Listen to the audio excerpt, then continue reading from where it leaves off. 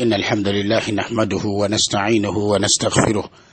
ونعوذ بالله من شرور أنفسنا ومن سيئات أعمالنا.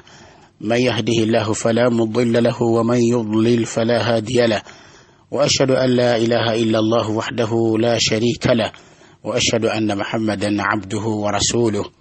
يا أيها الذين آمنوا اتقوا الله حق تقاته ولا تموتن إلا وأنتم مسلمون. يا أيها الناس اتقوا ربكم الذي خلقكم من نفس واحدة وخلق منها زوجها وبث منهما رجالا كثيرا ونساء، واتقوا الله الذي تساءلون به والأرحام إن الله كان عليكم رقيبا. يا أيها الذين آمنوا اتقوا الله وقولوا قولا سديدا يصلح لكم أعمالكم ويغفر لكم ذنوبكم، ومن يطع الله ورسوله فقد فاز فوزا عظيما. أما بعد، فإن أصدق الحديث كتاب الله عز وجل، وخير الهدي هدي محمد صلى الله عليه وسلم، وشر الأمور محدثاتها، وكل محدثة بدعة، وكل بدعة ضلالة، وكل ضلالة في النار. أبرغل ببتيبة نبانجز ببتيبة أبكر زبالونجي. السلام عليكم ورحمة الله وبركاته. توبزو اجتيبة الله عز وجل atukumye okumala ebbanga lino lyonna nga tukyali balamu, era tumwebaza okubanga atuwa ebyengera ebinene mu byengera bye, nabeera nga abituwa ffe baani okubeera nga Allah azza wa jalla atulondamu n'atuwa ebyengera ebinene, ng'ebyengera eby'obulamu, ng'ebyengera eby'obusiraamu, ng'ebyengera eby'obukkiriza, ng'ebyengera ebya tawhid, ng'ebyengera ebya aqida, ng'ebyengera ebyokugobera omubaka sallallahu alaihi wasallam. Allah azza wa jalla n'abituwa tabaraka wa ta'ala. Tumwebaze ebbanga lyonna, nga tumwebaza n'ennimi zaffe, nga tumwebaza n'ebikolwa byaffe, tumwebaza n'ebigambo byaffe, tumwebaza n'ebikolwa byaffe ow'ekitiibwa Allah azza wa jalla, era nga tumusaba atugabire okumwebazanga ebbanga lyonna. Abulukana ebitiibwa, limadha tawhid, lwaki tawhid, wa barakallahu fikum jazakumullahu khairan. Twagamba nti ensonga lwaki tawhid, olw'okubanga ebintu ebyonoona tawhid bingi ddala era biri mu bantu olwaleero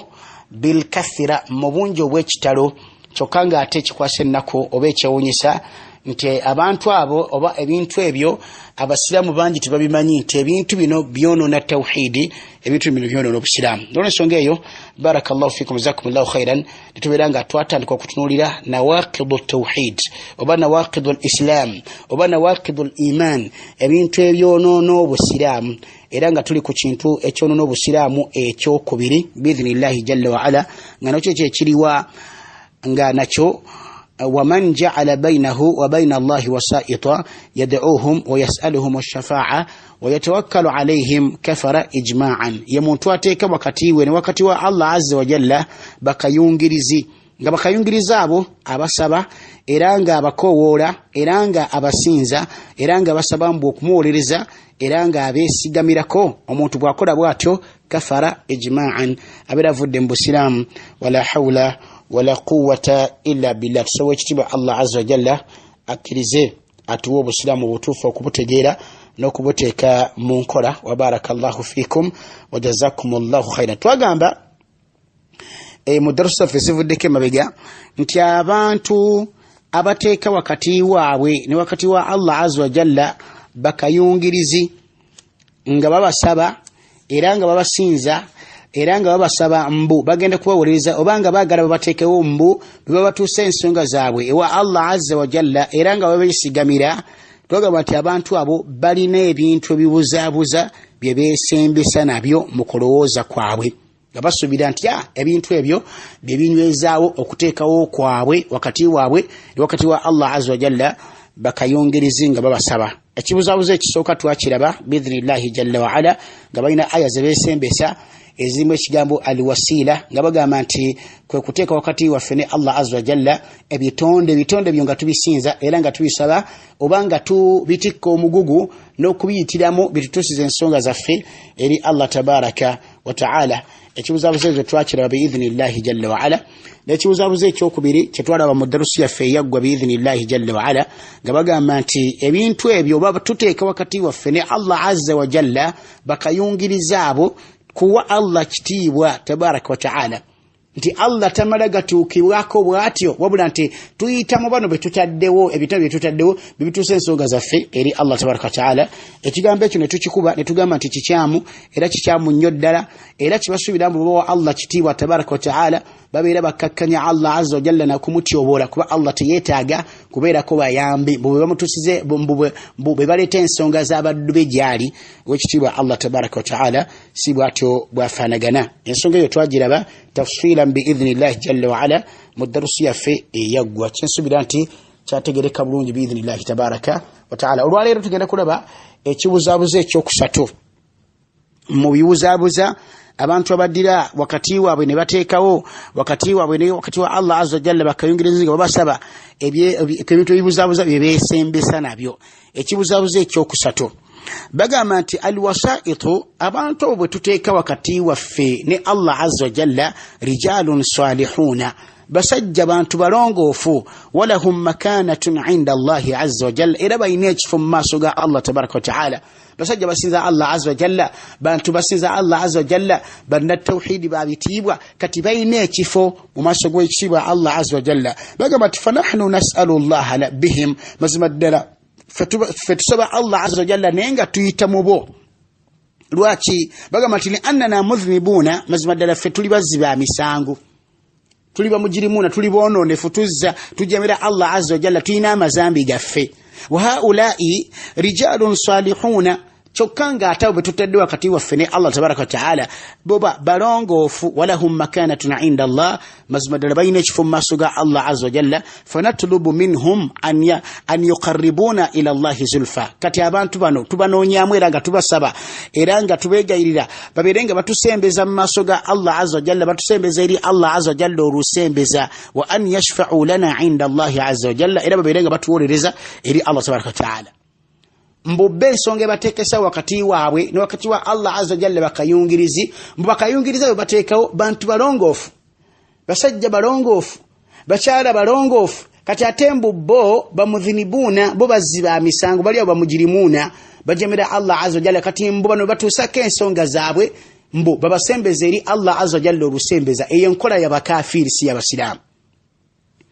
Eyo nkola y'abakafiiri si y'abasiraamu. Wanga bakafiri bagenda mu chachi mbu ne basembera obe wali faza obe wali ani simanyani ne basembera jali mbu ne bamulombojjera amazambi gaabwe muntu munnaabwe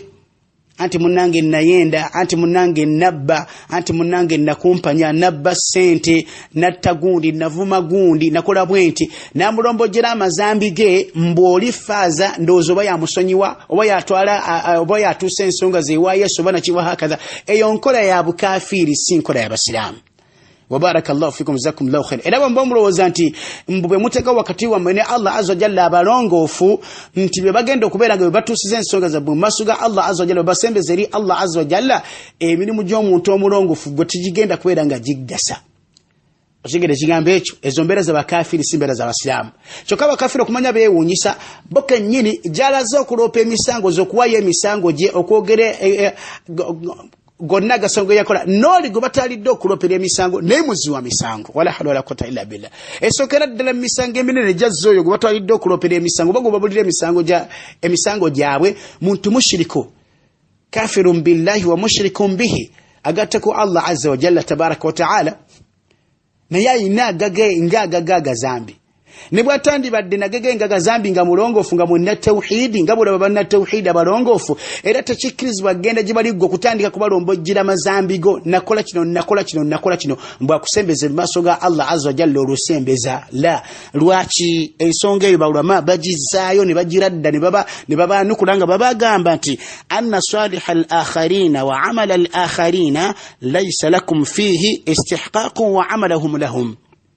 Ekigambo ekyo nti obulongoofu bw'abantu abalala n'emirimu gy'abantu abalala temugirinaako kakwate konna temugirinaako mugabo gonna emirimu gyabwe otegedde emirimu gyabwe barafuna okubeera nti balongoofu Allah n'abasazira babeera balongoofu kati ebyo bigasa bonga bogwe tebisobola kugasa wadde n'omulundi wadde n'ogumu. Wa anta gwe la yanfa'uka illa amaluka emirimu gyo gye gigenda okutewali kigasa okujjako emirimu gyo Zige kigambo ekyo kati munnange obanga toyina mirimu abantu abo tebajja kubeera nga bakugasa mu maaso g'ekitiibwa Allah tabaraka wa taala nabo bali ku byabwe no banoonya batusobola mu maaso ga Allah subhanahu wa taala kati gwe okuddira ogamba nti abantu abo tubateekawo engeri bali balongoofu babeere nga batusembesa mu maaso ga Allah azza wa jalla olusembeza nabo bali ku byabwe emirimu gy'abalala tekirina kigenda kukugasa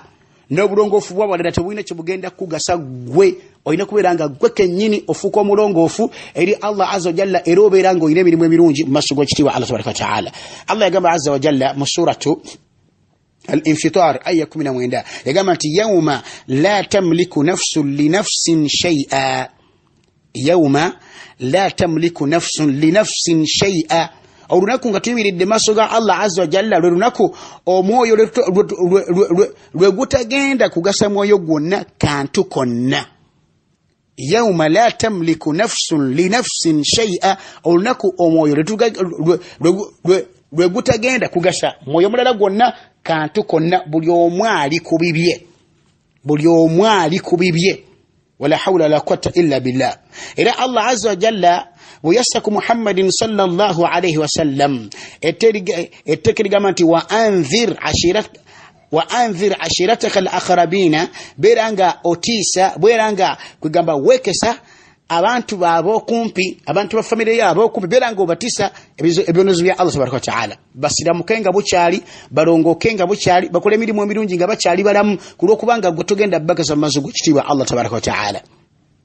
tegereke kigambo ekyo era mbaka sallallahu alaihi wasallam abu nambiro mwana watu wala hawla quwwata illa billah ojakisanga hadithi ilimu sahih muslim ne bukhari hadithi ya abi hurairah radhiyallahu anhu mbaka ayewe ka sallallahu alaihi wasallam na kunganya bakuraishi bonna abamulinako oluganda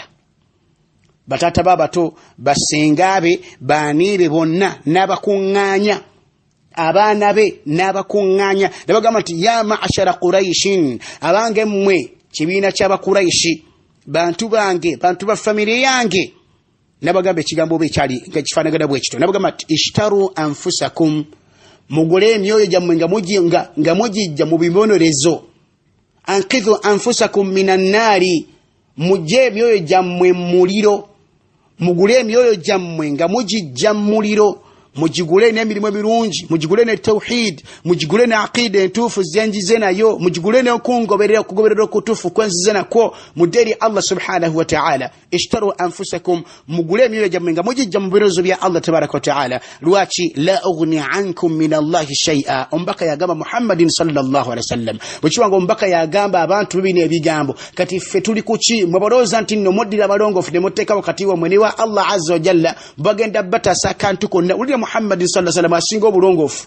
munna tauhid asinga omulongofu asingira ddala mubaka wa Allah azza wa jalla naye agamba abantu be tibannange ishtaru anfusakum mugule emyoyo gyammwe nga mugijja mu biruzo bya Allah azza wa jalla yawma alqiyama la ughni ankum min Allah shay'a sigenda bakasa kantu konna ewa Allah azza wa jalla bagamba ti ya bani abdi manaf abange mwe bana ba abdi manaf familia la ugni ankum min Allah shay'a sigenda bagasa kantu konna masugo ekitiibwa Allah tabaraka wa ta'ala ya Abbas ibn Abdul Muttalib oyali tatawe muto wala hawla la quwwata illa billah abugamba nti munnange tata la ugni anka min Allah shay'an sigenda kugasa kantu konna masugo ekitiibwa Allah tabaraka wa ta'ala muina kulongosa sawa zino busilamu mbulese mubulabye mubukirize mubere balongofu mubukirize mukole emirimu emirungi gye gigenda obakasa mu maaso ga Allah tabaraka wa ta'ala ombaka genda maaso nga akawula famire ye abagamba nti wa ya Safiyata oba wa ya Safiyatu ammatu rasulillah wa ammatu rasulillah sallallahu alaihi wasallam owange gwe senga Safiya senga wana yali sengawe Safiyata radiyallahu anha yali senga wa Nabii sallallahu alaihi wasallam agamba nti ya Safiya ammatu rasulillah owange gwe Safiya senga wa Nabii sallallahu alaihi wasallam la ugni anki min Allah shay sina kengenda kugasa kantu konna ewa Allah azza jalla longo kanga esawa zino longo kekati ngo china kachasa ko anga china kachasa kabera no bulamu ambaka genda maso no ko wala kati akora agamba ti waya Fatimatu binta Muhammadin sallallahu alaihi wasallam la hawla wala quwwata illa billah wanga go Fatima muwala wa Nabii yenyini sallallahu alaihi wasallam muwalawe Fatima agamba ti ya Fatima binta Muhammadin wange gwe Fatuma muwala wa Muhammadi salini mashiti min mali nsababu yonna byogala mu mali yange esawo zino nga nkyakulabako ng'okyandabako lwaki la ughni anki min Allahi shay'an siri kyengenda kugasa kyonna maaso g'ekitiibwa Allah tabaraka wa ta'ala kola byonna byokola ng'obikola olwaleero sina kyengenda kugasa n'olwekyo mmwe abalowooza ntinde ekibateekesewo kayungirizi wakati wa mwene Allah tabaraka wa ta'ala ne wakati wa Allah azza wa jalla mu bantu balongoofu era bagenda bagasa mu maaso g'ekitiibwa Allah tabaraka wa ta'ala olw'obulongoofu bwabwe olw'emirimu gyabwe emirongoofu tebagenda kugasa oliya Muhammadin sallallahu alaihi wasallam yennyini la hawla la quwwata illa billah akoowola family nga gyemba tagenda gigasa mu maaso ga Allah okuggyako yalibazze ne tawhidi nga mutuufu alibazze ne aqida nga ntuufu alibazze n'okugobera omubaka sallallahu alaihi wasallam nga kutuufu Allah gwagenda okutula tabaraka wa ta'ala Allah kyagambye nti yawma la tamliku nafsun li nafsin shay'a omwoyo olunaku omwoyo lwegutagenda kugasa mwoyo gwonna kantu konna nga tuyimiridde maaso g'ekitiibwa Allah tabaraka wa ta'ala Allah nagamba azza wa jalla muswatu abasa okutandika ku aya ya 24 paka nga ku ya 27 Allah agamba azza wa jalla nti yawma yafirru almar'u min akhihi wa ummihi wa abihi wa sahibatihi wa banihi likulli imri'in minhum yawma idhin sha'nu yughnihi la hawla la quwwata illa billah aya zino bannange za kitiibwa muddeyo muzitunuulire aya zeewuunyisa mudde embeera nzibwa embeera za kanayo kyani embeera za buli omu nafsi embeera si nnyangu Allah agamba azza wa jalla nti yawma olunaku yafirru almar'u min akhihi olunaku omuntu agenda okudduka muganda we gwe bazaala naye omuntu wano ku nsi tayagala mugambira ku baganda be wala hawla wala quwwata illa billah zidebere kubona abaana batabani bwange bobo omuntu wajjuba mugenyi nakina mugamba ati Abdurrahman Abdulwadudu ngenda mutwala omwana akaba nalwana kubiranga azza muganda otegera kumukwatako tegera mukwata ku muganda we omuntu tegera kumukwata ku muganda we era kyonde kituka ku muganda we awulira nga nga kikutte kuya kwa kisoboka kyonna muganda we ava mbuzo ne Allah gamba nti yawma yafirru almar'u min akhihi olunaku omuntu agenda okudduka muganda we wa ummihi wa abihi la hawla la quwwata illa billah addukene mama addukene tata omuntu nga yagala bakadde babiri kuno ku nsi nga bakadde babiri batulinnya ku mutwe omuntu tegala mugambira ku mama omuntu tegala mugambira ku tata abakadde be atenga bwatekedde okolo lw'ensonga nti Allah yamulagira tabaraka wa ta'ala okwagala bakadde be n'okubulabirira n'okubagondera okukyako ebyo byabajemeddemu Allah tabaraka wa ta'ala naye olunaku Allah gamba nti wa ummihi wa abihi omuntu agenda kubeera ngadduka maama we ngadduka kitaawe nga kitaawe tekyamagala tegala na kumulabako nga tegala na kulaba ku nnyina wala hawla la quwwata illa billah wa sahibatihi wa banihi adduke ne mukyala we adduke n'abaana be adduke ne mukyala we adduke n'abaana be awo nsubira nti mujjewo ekyokulabirako n'ekyokuyiga omukyala abantu battingana lw'abakyala abantu beeryamu enku lw'abakyala abantu balyazamanyagana ssente zaabwe lw'abakyala abantu basalagana enkwe lw'abakyala abantu bakyawagana lw'abakyala abantu battingana lw'abaana omuntu atukka n'okugwa mu haramu lw'abaana omuntu atukka n'okola ebitasaana lw'abaana abaana be famire ye ne Allah agamba nti wa sahibatihi wa banihi olunaku olwo agenda kudduka ne mukyala we yennyini n'abaana be abadduke wala hawla wala quwwata illa billah kiki likulli mri'in minhum buli omu mu bo olunaku olwo yawma idhin kolo lwennyini sha'nu yughnihi ayina ebimutawanya tayagala bizibu by'abantu balala naye anoonya ayiseewo atya kati munnange fasalahuhum obulongoofu bw'abantu abo la yanfa'uka ma dumta laysa laka amalun munnange tubugenda kugasa ebbanga ly'obala nga toyina mirimu emirimu gy'abantu obulongoofu bwabwe tebugenda kugasa awo tubwesigulira ku sseeka gundi wesigulira ku muwalimu gundi wesigulira ku ani gundi ebyo byonna byatubugenda gwe kennyini gweyina okulongooka nokola emirimu emirungi gwe kennyini gwe olina okubeera munna tawhidi Gwokenyi gwokubera nga ogobero mbaka sallallahu alaihi wasallam gwoyino kubera nakide ntufu mbaka jyajja nayo sallallahu alaihi wasallam bono subira nti akida yabali ne tauhidi wabwe n'okulongosa kwabwe n'ogoberera kwabwe Muhammadin sallallahu alaihi wasallam tibijja kugasa awuli ku kafu weteketeke ngo obudde bukyali osobola okubera omulongoofu. Wa barakallahu fikum jazakumullahu khairan. Omuntu agenda kudduka baganda be, adduke maama we, adduke kitaawe, adduke mukyala we, adduka abaana be, olw'ensonga nti kati ensonga we zituuse buli omukolo lwennyini ayina ebintu bye byalina okumaliriza, ayina ebimutawaanya, anoonya awonya atya. Aya eyo Ikirima we yali ajogerako yagamba nti yalqa ar-rajulu zawjatahu fayaqulu lahu oba fayaqulu laha.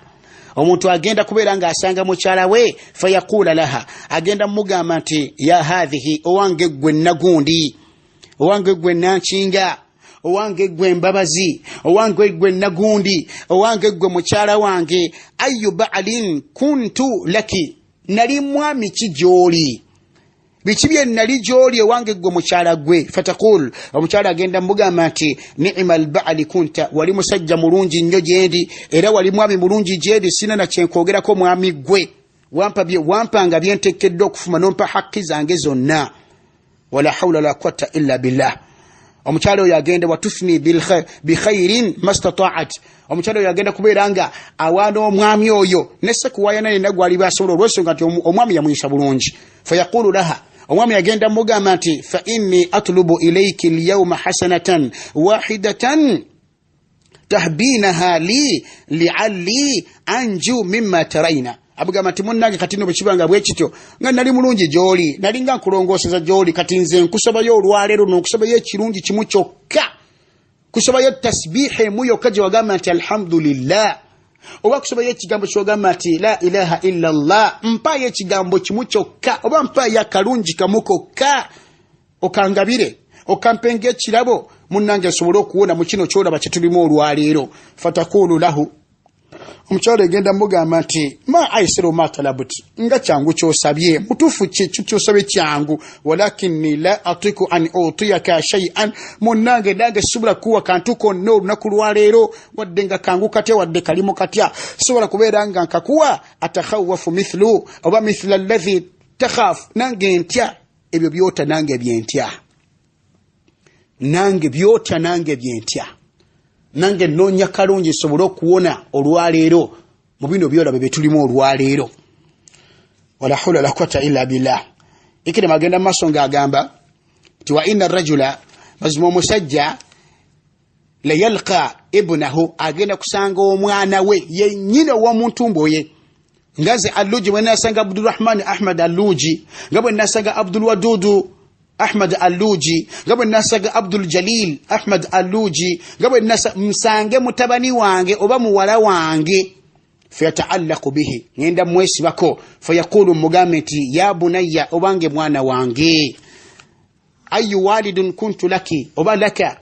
nali muzadde ki gy'oli, nali nfaanagana ntya, obuzadde bwange gy'oli nabukola ntya mwana wange. Omwana fayufni bi khairin, agenda kutenda kitaawe oba mukadde we n'obulungi bwe yamukolera. Munnange taata wali mulungi, watukoleranga ebirungi, watusomesa eddiini naki, n'osomesa tawhidi n'aqida n'ogobera omubaka, watuyisa bulungi mu nsi, tiwatulyazaamaanya. Fayaqulu lahu, omuzadde agenda gamba omwana ti ya bunayya, owange mwana wange, inni ihtajitu ila mithqali dharratin min hasanatika la'alli anju biha mimma tara. Munnange kusaba ya kanyinkuuli bwe neetaaga kanyinkuuli mu birungi byo, neetaaga kanyinkuuli kapeke kakalo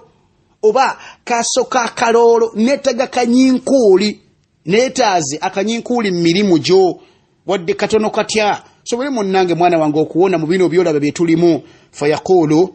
waladuhu, mutabani we agenda gamba oba omwana we agenda gamba, mutabani oba muwala we agenda mugamba nti ya abati, owange taata, ma aisaru ma talabtu, kyekyayangwiriza byosabye. Amakulu nti byosabye nga kyosabye nga kyangu, kyosabye kyangu, walakinni, naye munnange taata nange kennyini mazima, atakhawafu mithla alladhi tatakhawafu, ntya ekyo kyotya nange kyentya. ekyo kyotya nange kyentya fala astati'u an u'tiyaka shay'an sisobola kubeera nga nkuwa kalungi konna sisobola kubeera nga nkuwa kalungi konna munnange taata munnange maama munnange sisobola kuba nange byotya bisimanyi oba mpitawo yensobola ki Allah yagamba tabaraka wa ta'ala ti yawma yafirru almar'u min akhihi wa ummihi wa abihi wa sahibatihi wa banihi munnange bwe lunaku Allah azza wa jalla olunaku lwalogerako ng'agamba olunaku omuntu agenda okudduka muganda we adduke maama we adduke kitaawe adduke mukyala we adduke abaana be wala hawla wala quwwata illa billah olunaku luzibu buli omu aliko nafsi bannange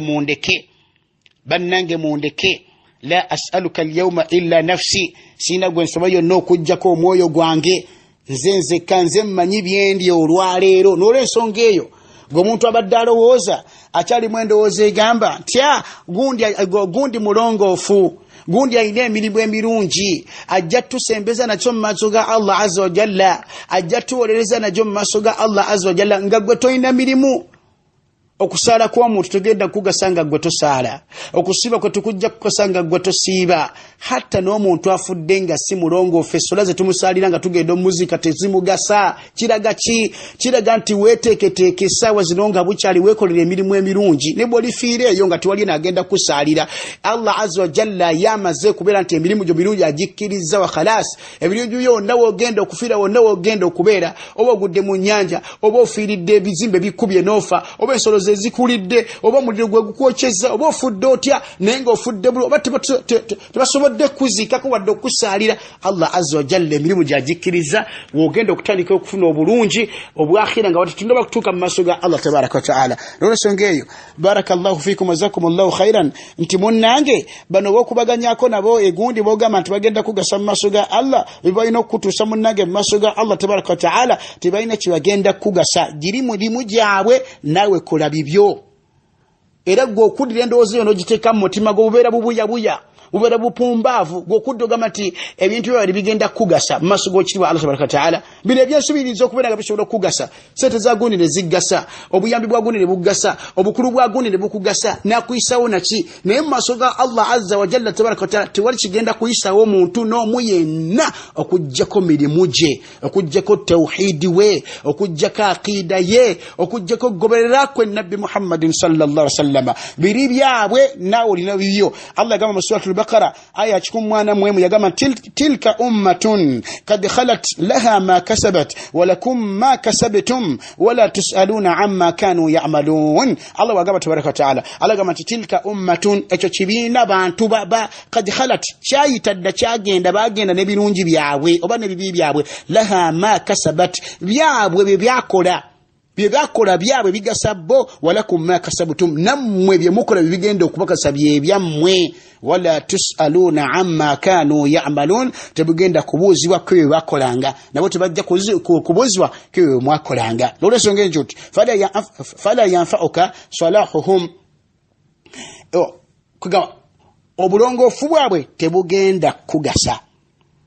era byosubira nti nno bigenda kubeera nga mbu bakuwolereza mu maaso g'ekitiibwa Allah azza wa jalla tebagenda kuwolereza tebijja kugasa nga tolina mirimu birungi olina okubeera nga oli ku akida eri salima olina okubeera nga oli ku mirimu emirungi ng'oligoberera ku Muhammadin sallallahu alaihi wasallam fa innahum mazima ddala abantu abo la yanfa'unaka abadan tebagenda kugasa ebbanga lyonna kitegeera ekigambo ekyo era bw'okola bw'otyo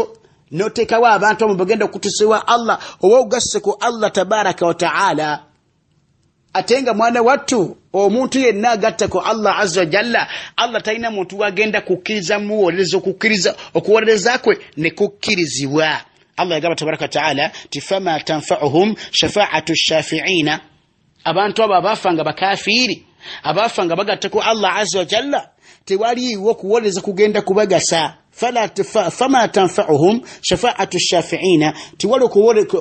okuwoleza kw'abawolereza tekugenda kubagasa وبارك الله فيكم جزاكم الله خيرا. فالمشرك لا تقبل فيه شفاعة مwana wattu mukafiri omushiriku tawulirizibwa era Allah takkiriza kuwuliriza muntu yennanga yafanga mukafiri. Wa ibadatu ghairi llahi shirikun n'okusinza bitali Allah azza wa jalla bushiriku ngabana bateeka wakati waabwe ne wakati wa Allah bakayungirizinga babasaba ekitigambo ekyo si kituufu baba bagattako Allah tabaraka wa taala. N'olw'ensonga ezo tubagamba nga tubaanukula ekigambo ekyo nti mukole emirimu gyammwe temutulira mirimu gy'abantu balala mutereze akida zammwe nzikiriza zammwe mutereze sunna mudde ku Allah azza wa jalla musiramuke mutufu okusiramuka mulongoose. Ekyo tugenda okubeera nga kibagasa mu maaso g'ekitiibwa Allah tabaraka wa taala. Ekyo nno munnange kye kibuzaabuza ekyokusatu ekibuzaabuza mbibuzaabuza abateeka wakati wa Allah ne wakati waabwe bakayungirizinga babasaba bye byesembesa nabyo mu bye bibakkiriza okuteeka wakati waabwe wakati wa Allah bakayungirizi nga babasaba era nga babesigamira nga basigamira era nga babasaba okwera nga babawereza maaso g'ekitiibwa Allah tabaraka wa taala. So ekitiibwa Allah azza wa jalla atuwa obusiramu obutuufu atuwa okumutegeera n'okubeera nga tuteekeyo nnyo amagezi okutegeera ebintu bino ebijja mu muntu omubusiraamu tubeere nga tubiteeka mu maaso gaffe buli kyonna kiraba nti kikoona obusiraamu bwo kikasuka ebbali oyitewo obusiraamu bwo bwe bulamu bwo era kwe kuwonako fi dunya qabla al-akhirah. Subhanaka Allahumma wa hamdika ashhadu an la ilaha illa anta astaghfiruka wa atubu ilayk wa assalamu alaykum wa rahmatullahi wa barakatuh. Na'am.